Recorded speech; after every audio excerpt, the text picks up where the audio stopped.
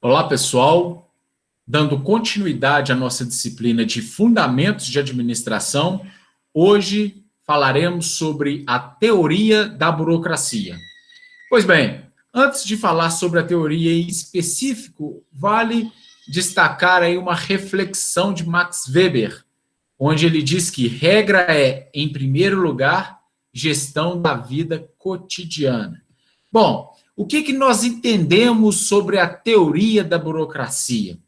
A burocracia, ela é um sistema ou modelo em que a estrutura é organizada através de normas escritas, objetivando a racionalidade e igualdade de procedimentos. Então, quando se cria um mecanismo, algumas regras, um fluxo de atividades para poder implementar numa organização, a proposta é você tentar regulamentar ou vislumbrando sempre que essa regra atinja o objetivo esperado para aquela atividade, para aquela ação. Então, quando se tem a criação de regras, de modelos, de fluxogramas dentro de um contexto organizacional, faz todo um sentido para tentar padronizar algum tipo de comportamento ou atividade, vislumbrando sempre uma eficiência organizacional. Muitas vezes, o excesso nessas regras, o excesso de documentação pode gerar um efeito oposto, mas o propósito da burocracia é regulamentar as atividades, sobretudo quando envolve um volume grande de recursos organizacionais. Esses recursos organizacionais podem ser os materiais que são utilizados, podem ser as pessoas que estão envolvidas na organização, pode ser o capital, a tecnologia e dentre outros. Pois bem, vale ainda destacar que a teoria da burocracia, ela surgiu aí com Max Weber. Max Weber foi um dos destaques de autores que escreveram aí sobre a burocracia. Ela começou a ter aí maior evidência, essa teoria, lá na década de 1940, mais especificamente 1947. A ênfase dessa teoria é na estrutura organizacional, então ela foca das relações humanas, que o foco era nas pessoas, a administração científica, que o foco é nas tarefas. A teoria da burocracia, como também a teoria clássica, ela tem como foco a estrutura organizacional. Alguns dos objetivos da burocracia são o crescente tamanho e a complexidade das empresas. Então, empresas muito grandes, empresas com grande volume de pessoas e insumos envolvidos nos seus processos de produção, então faz sentido criar mecanismo para regulamentar essas pessoas dentro da organização, para regulamentar toda a movimentação, todos os procedimentos que envolvem a atividade daquela organização. Aí inclui tanto a atividade administrativa, como também as atividades operacionais. Então, essa expansão organizacional trouxe uma necessidade de buscar meios, regras e regulamentos para tentar organizar esse modelo de organização.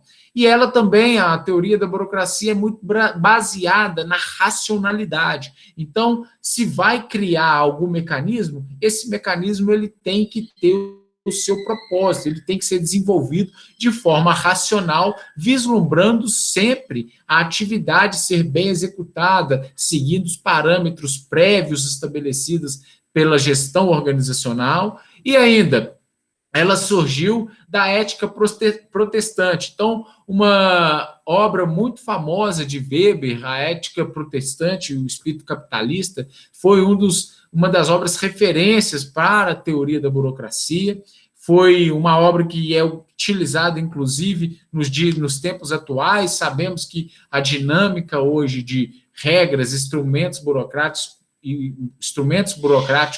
mudou muito, sobretudo com o advento da tecnologia. Hoje a tecnologia proporciona maior controle e menos, às vezes, papelão, né? Vários papéis para registro, talvez você consegue uma tecnologia baseada em inteligência artificial que elimina lá formulários para registro.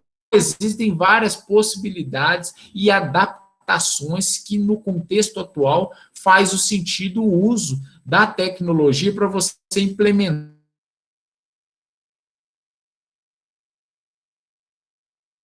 e ter maior controle organizacional. Então, só para a gente fazer uma comparação dos tipos de sociedade aí no decorrer do tempo, nós tivemos aí como modelo, né, a sociedade tradicional, que ela era muito baseada, como exemplo, os clãs, a tribo, a família, sociedade medieval.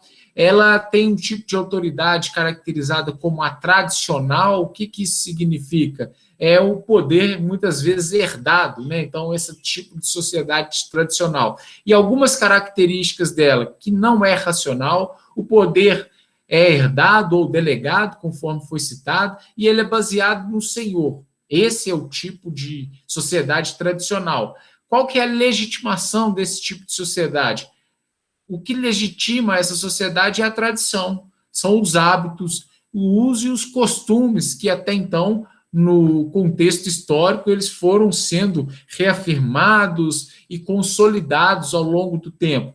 E a organização administrativa, ela é no formato patrimonial ou no formato feudal. Então, esse é o tipo de sociedade chamado sociedade tradicional. Nós temos um segundo modelo, que é o chamado sociedade carismática. Essa sociedade carismática, como exemplo, elas são formadas por grupos revolucionários, partidos políticos e ainda as nações em revolução. Então, o tipo de autoridade é baseado no carisma, ela é carismática. Então, as pessoas que têm determinado carisma, poder de persuasão, envolvem os demais e acaba desenvolvendo certa liderança para esse grupo. Então, as características da sociedade carismática, ela é baseada, não é no racional, nem é herdada, nem delegável, ela é baseada no carisma, uma pessoa que se destaca perante o grupo devido ao seu carisma. Quais são os elementos de legitimação desse tipo de sociedade? Características pessoais, heroísmo, magia, poder mental, característica do líder. Então, é baseado muito em aspectos até mesmo intangíveis. E como que é a organização administrativa nessa sociedade carismática? Era inconstante e instável. Então, o carisma ele pode se perder devido a uma mudança ou uma percepção diferente daquela sociedade. É escolhido conforme a lealdade e devoção ao líder e não por qualificações técnicas. Então, se a pessoa pode ter um carisma, não necessariamente que ela vai ter uma habilidade técnica para desempenhar algumas funções que exigem algumas peculiaridades técnicas que talvez o carismático não tenha. Então, esse é o exemplo da sociedade carismática. E nós temos o terceiro exemplo, que é o chamado legal, racional ou burocrática. Como exemplo, nós temos aí o Estado moderno, grandes empresas, exército. Por que é classificada como sociedade burocrática?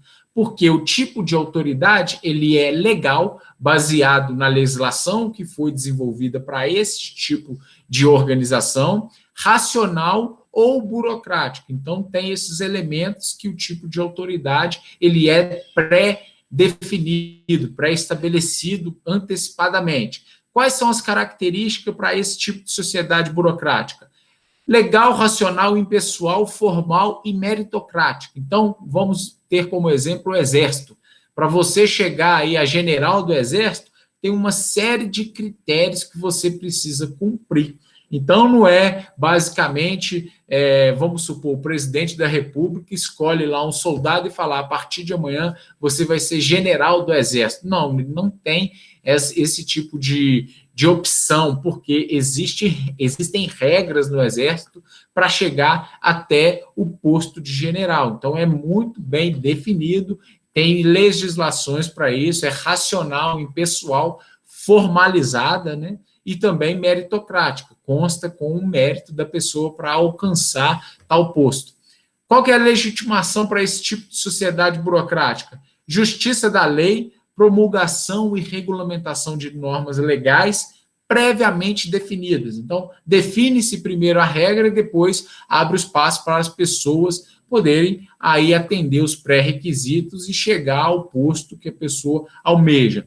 E a organização administrativa ela era baseada na burocracia, ou seja, cria todo um regramento aí de leis, de legislações, de regulamentações, para que possa ser possível gerenciar a organização baseado nesses prelegais que foram destacados. Pois bem, a teoria da burocracia tem aí como algumas características, por exemplo, o caráter legal e normativo, então, baseado na legislação e normas que são pré-estabelecidas, formalidade das comunicações, então, vamos formalizar as comunicações, alguém falou de uma questão para a pessoa A, para a pessoa B, então formaliza essa comunicação, até mesmo para poder responsabilizar posteriormente. Baseada também, tem como característica o racionalismo e a divisão de trabalho, então existem divisões, cada pessoa vai o que é atributo de sua função. Impessoalidade e hierarquia, então, olha, a pessoa ela tem a possibilidade de chegar em tal patamar desde que ela cumpra uma série de requisitos. Ou a responsabilidade para o trabalho daquela pessoa é do superior X. Então, existe uma hierarquia que define qual é o subordinado daquele cargo hierárquico. Rotinas e procedimentos padronizados, então cria alguns elementos para padronizar todas as rotinas, seja administrativas ou operacionais, para tentar facilitar e criar eficiência organizacional. Baseado na meritocracia, então, por exemplo, para você chegar em determinado posto de trabalho, talvez você tenha que ter uma qualificação específica, talvez você tenha que ter um período aí de experiência específico para você estar tendo a possibilidade de disputar um cargo.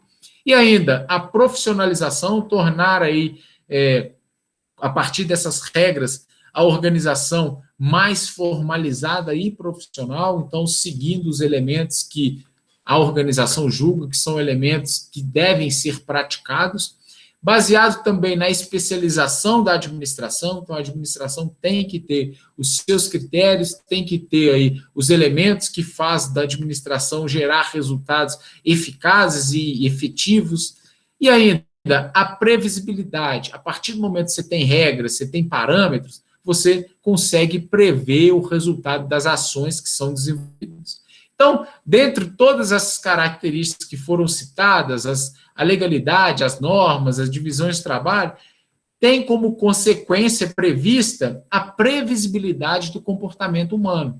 Então, se o ser humano ele entra lá, a pessoa entra na organização e cumpre aquelas regras que foram previamente estabelecidas, consequentemente, ele tem maior previsibilidade do resultado ou qual o resultado é esperado perante aquela pessoa, perante aquele colaborador.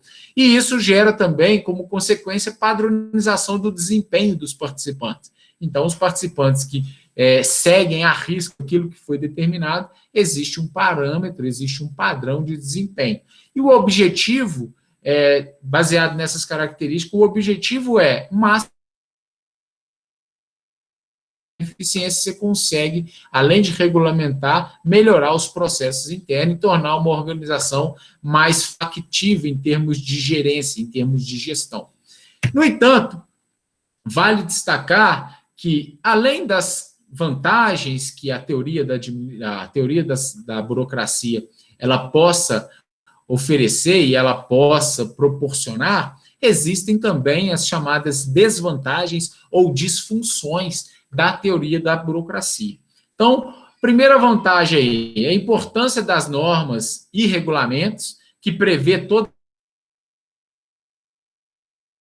para cada uma das situações que são desenvolvidas internamente à organização. E qual que é a desvantagem ou disfunção? Internalização de normas e regulamentos que deixam de ser meios e passam a ser fins. O que isso quer dizer? Quer dizer que uma atividade dentro de uma empresa, por exemplo, que a empresa presta um serviço, mas são tantos registros, tantos documentos que o colaborador às vezes precisa preencher, precisa documentar, que ele dedica muito mais tempo aos meios, ou seja, aquelas ferramentas que são exigidas como ferramentas burocráticas, do que o tempo que ele está prestando, de fato, o serviço para um potencial cliente. Então, às vezes, o meio, ou seja, os instrumentos, eles demandam muito mais esforço, energia e tempo do que necessariamente o fim, do que o serviço que é prestado diretamente ao cliente. Um outro princípio que pode ser considerado como vantagem: comunicações formais, tudo por escrito para a comprovação. Isso é muito positivo. E, inclusive, existem grandes conflitos dentro da organização quando não adota esse tipo de comunicação. No entanto, gera disfunção. Qual que é a desvantagem? Excesso de papel, atraso, fila, extravio de documento, dentre outras questões. Outro princípio vantagem: divisão do trabalho rígida, especialização, funções estanques, evitar abuso de poder. Então, se eu tenho as minhas funções que eu devo desenvolver, se vier aí um diretor da empresa querendo que eu desenvolva outra coisa, eu explico para ele que dentro do meu cargo existem as funções que eu devo desenvolver e a função que ele está solicitando não é uma função de competência ou de responsabilidade minha, porque eu tenho isso bem definido. O que isso pode gerar de desvantagem? Receio de mudança, apego à rotina, estagnação profissional. Então, observa que sempre tem os dois lados. Vamos para uma outra vantagem. Poder deriva exclusivamente do cargo ocupado. Evitar protecionismo e apadrinhamentos. Então, se um cargo lá ele é responsável por uma série de subordinados, isso é um poder do cargo, independente se é o fulano A ou B que está investido neste cargo. Então, é o cargo que tem tais subordinados. Mas qual que é a desvantagem disso? Tendência para incompetência. Então, isso pode gerar uma incompetência, sobretudo se tiver uma pessoa investida nesse cargo que não tem condições de estar conduzindo os trabalhos. E nós temos ainda como vantagens relações hierárquicas perfeitamente estabelecidas e delimitadas, obrigações e deveres estabelecidos por normas. Quais são as desvantagens? Fraca comunicação entre pessoas, ausência de cooperação, supervalorização de títulos e sinais de autoridade, castração da capacidade de liderança e iniciativa, tendência para passar responsabilidade. Ou seja, se não houver um instrumento burocrático muito bem definido, as pessoas falam, isso não é da minha responsabilidade, passa para outro, que passa para outro, que passa para outro. Então, isso pode gerar um grande problema, uma disfunção organizacional. Pois bem, então, com isso, pessoal, nós temos alguns dilemas da teoria da burocracia. O primeiro deles é a tendência de organizações burocráticas transformarem em carismáticas ou tradicionais. Então, existe essa tendência. Se essas organizações foram muito burocráticas, as pessoas falam, vamos deixar todas as regras, toda a regulamentação de lado e optar pelo carisma. O fulano de tal tem mais carisma, a gente vai atender ele. Ou tradicional, olha, vamos fazer o que o filho do dono está pedindo, porque a gente esqueceu todos os instrumentos, tudo que rege a organização, e vamos atender ao senhor aí da organização. O outro elemento, a dificuldade de cumprimento irrestrito de regras. Então, se a empresa, se a organização muito grande, que envolve várias atividades, tiver regra para tudo, isso pode ser difícil para o colaborador cumprir tais regras, e se a empresa se prender muito a essas regras, pode torná-la até mesmo ineficiente. E ainda, o apego exagerado a regulamento. Então, é possível prever e planejar muita coisa, mas não é possível prever tudo e planejar tudo. Então, muitos imprevistos, muitas situações que não foram planejadas, caso houver recusa porque não existe essa previsão no regulamento, isso pode prejudicar o resultado da organização. Formalismo e papelório, então tudo tem um documento, tudo tem um manual, tudo tem um tutorial, Isso pode gerar aí alguns transtornos para a gestão organizacional. Resistência à mudança, então, se as pessoas aprendem a se organizar, a executar suas atividades seguindo aquelas regras, se você implementar qualquer tipo de mudança, isso pode gerar grande repercussão e resistência entre os envolvidos.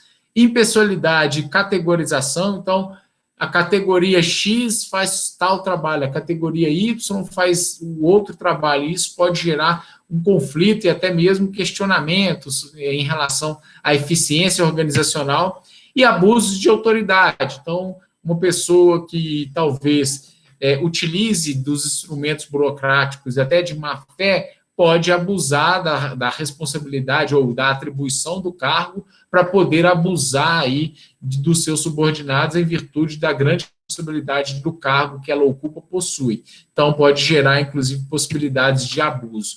Conflitos com o público também são elementos que pode caracterizar o excesso de burocracia. Por exemplo, quando nós vamos precisar de algum serviço público, eles vêm solicitando aquela quantidade de documentos, e às vezes documentos até mesmo repetidos, isso pode gerar insatisfação e, obviamente, conflitos com o público. Então, eu queria deixar um quadro aqui comparativo para vocês sobre a importância de ter equilíbrio entre os instrumentos da burocracia. Então, quando você tem lá a divisão de trabalho previsto lá na burocracia, a divisão do trabalho tem como foco melhorar a eficiência organizacional por atividades entre os colaboradores. Mas, se não houver divisão de trabalho, isso pode gerar falta de especialização, bagunça, confusão na organização, e isso gera em virtude da escassez da burocratização. Já se houver o excesso da burocratização, você pode ter superespecialização e hiperresponsabilidade. Então, observe, é sempre tentar equilibrar para não chegar aos extremos, o que pode gerar prejuízo organizacional. Vamos para um outro elemento, a hierarquia. Ela é positiva, porém, a escassez de burocratização, ou seja, a escassez de hierarquia, pode gerar total falta de autoridade. Se não tem hierarquia, ninguém tem autoridade sobre ninguém, todo mundo é autônomo, e isso pode gerar transtorno organizacional. Já se houver o excesso de hierarquia, ou seja, muito focado naquelas regras hierárquicas, o excesso de autoridade, autocracia e imposição. Tudo isso pode vir em termos de disfunção em virtude de um excesso da burocratização.